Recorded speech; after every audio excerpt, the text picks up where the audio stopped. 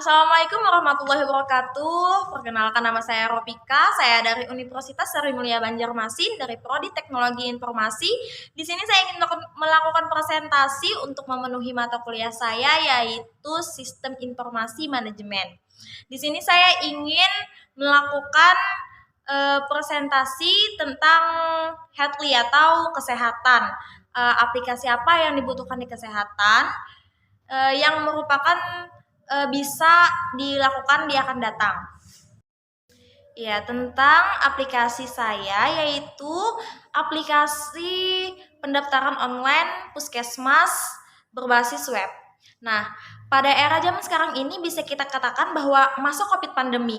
Jadi di mana orang untuk melakukan pendaftaran online itu dibutuhkan untuk puskesmas dulu. Sedangkan di masa sekarang ini masa pandemi, bagaimana kita antri gitu ya. Sedangkan kita harus punya jarak untuk antri di masa pandemi ini. Gimana caranya buat kita supaya kita tidak mengantri dan tidak perlu datang ke puskesmas lagi untuk pendaftaran online, untuk mengambil nomor antrian di puskesmas. Jadi kita bisa melakukan itu di puskesmas manapun untuk mempermudah puskesmas di masa pandemi ini. Di mana aplikasi ini bertujuan untuk mempermudah masyarakat dalam melakukan antrian di puskesmas, mempermudah pegawai juga untuk menyimpan data-data yang besar sehingga tidak hilang, sehingga kita bisa melihat riwayat-riwayat apa saja yang ada di puskesmas tersebut. Aplikasi ini juga bermanfaat untuk para pihak puskesmas itu bisa mengakses data privasi yang ada di data privasi yang ada. Pasien juga dapat mengakses link aplikasi di HP Android. Pendaftaran bisa dilakukan secara online, tidak perlu mengantri. Pasien tidak perlu mengantri menunggu di puskesmas, sehingga itu mempermudah pasien untuk melakukan pengobatan di puskesmas. Nah, dalam kita bisa mencari referensi tentang pendaftaran online di puskesmas ini bisa di jurnal-jurnal yang ada, misalnya tentang implementasi sistem informasi kesehatan daerah generik pada bagian rawat jalan di BLUD Puskesmas Rawat Inap Langganan, dan banyak lagi jurnal-jurnal lainnya untuk membuat referensi yang aplikasi yang kita buat ini. Terus contohnya bisa kayak Sikda, macam-macam ya, kayak Sikda itu bisa juga, itu aplikasi buat pendaftaran online juga. Nah, terus banyak ya yang kayak aplikasi-aplikasi web sejenis kayak pendaftaran online itu juga banyak. Tetapi yang saya lihat di Banjarmasin ini puskesmasnya kurang akan teknologi di puskesmasnya. Contohnya bisa di daerah saya itu contohnya mereka mengantri masih menggunakan kartu yang berwarna merah dan hijau, sedangkan itu masih terlihat jadul karena di masa pandemi ini kita masih memakai nomor antrian dan mengantri dekat-dekatan. Itu sangat tidak efektif untuk di masa pandemi ini. Nah, banyak sekali aplikasi sejenis itu bisa pendaftaran online puskesmas atau yang saya bilang tadi Sikda, ada Puskesmas, terus Medis, Health, pendaftaran online Ditjen Pelayanan Kesehatan dari Kemenkes. Nah, aplikasi tersebut banyak kekurangan dan kelebihannya tersendiri. Nah, bisnis plan aplikasi yang saya punya ini ada visi misinya menjadikan puskesmas itu unggul dalam bidang teknologinya. Nah, misinya itu mewujudkan rasa aman, ketentraman, ketertiban masyarakat, mewujudkan tata kelola pemerintah yang baik, mewujudkan pengembangan mental dan karakter masyarakat sesuai dengan era industri 4.0, mewujudkan keterpaduan pembangunan perdesaan, dan banyak lagi ya teman-teman. Nah, kita di sini memprioritaskan aplikasi ini untuk semua kalangan masyarakat yang ingin berobat atau berurusan di puskesmas atau minta rujukan di puskesmas atau apa, itu bisa sekali. Dari anak-anak maupun dewasa itu sangat bisa ya. Nah, terus di sini bagaimana struktur industri yang akan dibangun? Jadi di sini dalam konsep kewilayahan berarti puskesmas bukan saja berfungsi mengobati sakit, tetapi juga mengatasi berbagai risiko kesehatan. Melakukan upaya promosi kesehatan dan pencegahan dengan cara menggerakkan mesin birokrasi atau camat, kepala desa, RT, RW gitu ya. Dan juga menggerakkan mesin media sosial, misalnya mesin sosial misalnya kader, tokoh masyarakat, tokoh agama, yang lainnya. Nah, peran seperti itu sangat ditonjolkan pada masa-masa dulu. Nah, memudar dengan dominan peran puskesmas sebagai klinik pengobatan ini. Nah, pengobatan ini juga bisa melakukan BPJS atau yang lain aplikasi ini bisa mengakses BPJS itu. Target pasar yang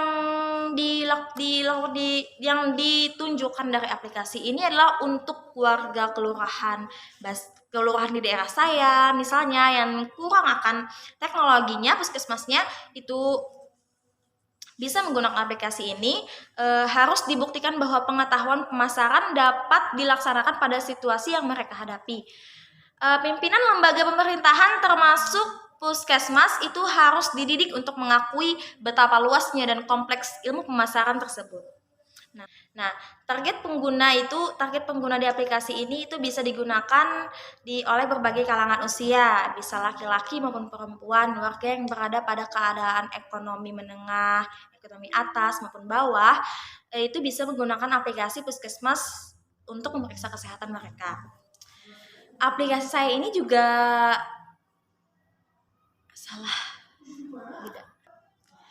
aplikasi ini mempunyai analisis SWOT atau analisis situasi, itu bisa membantu menentukan target cakupan program KIA dan KB.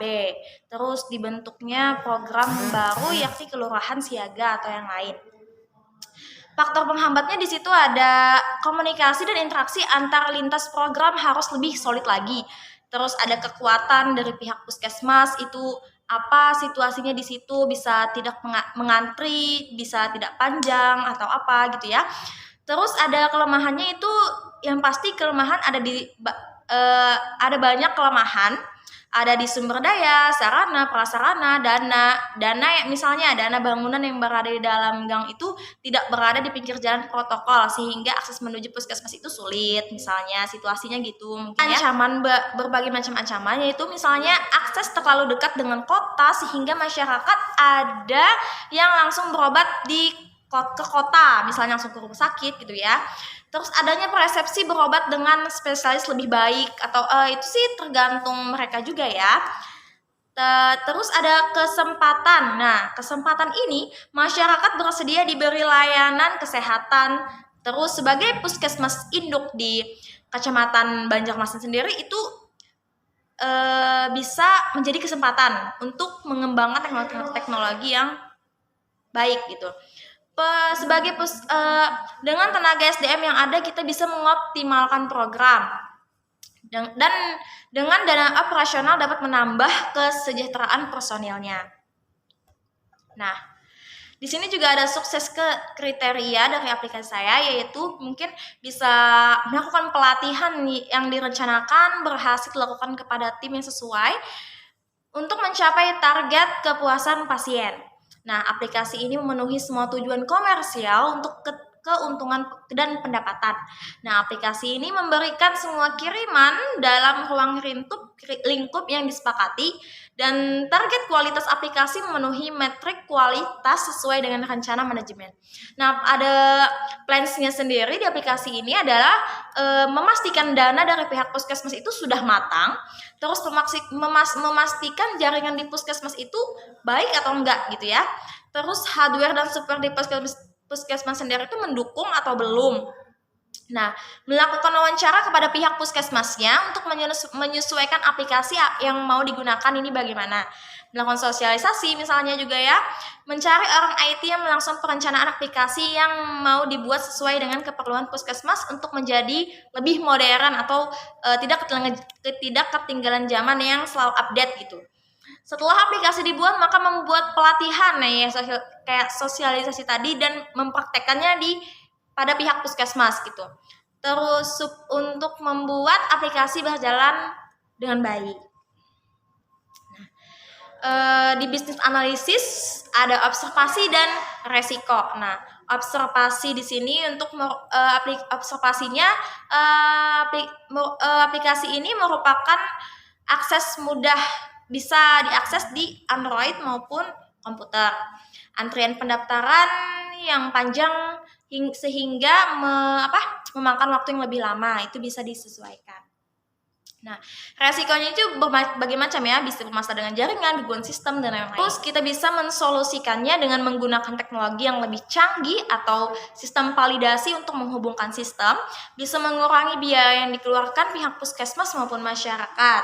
Nah, kesimpulan dari aplikasi ini, sistem informasi pelayanan kesehatan yang sudah dirancang itu diharapkan akan sangat membantu dan mempercepat pengelolaan pendaftaran pasien dan data pasien, serta mempermudah persiapan secara digital, pengarsipan secara digital, hasil pemeriksaan dokter, dan meminimalisir terjadinya kehilangan rusak data, dokumen atau rekam medis sehingga pelaporan kepada petugas itu tepat waktu dan lebih mudah, serta membuat pasien itu tidak datang lagi ke puskesmas untuk mengantri untuk mendaftar ataupun mengambil nomor antrian, maka itu akan mempermudah pasien untuk mendapatkan informasi yang lebih lanjut dari puskesmas itu sendiri.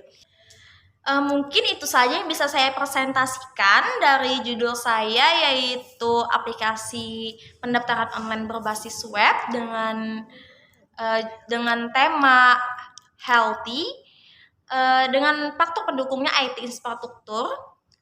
Salah hilang mohon maaf kalau ada kesalahan kata yang saya ucapkan. Wabillahi taufik wal hidayah. Wassalamualaikum warahmatullahi wabarakatuh.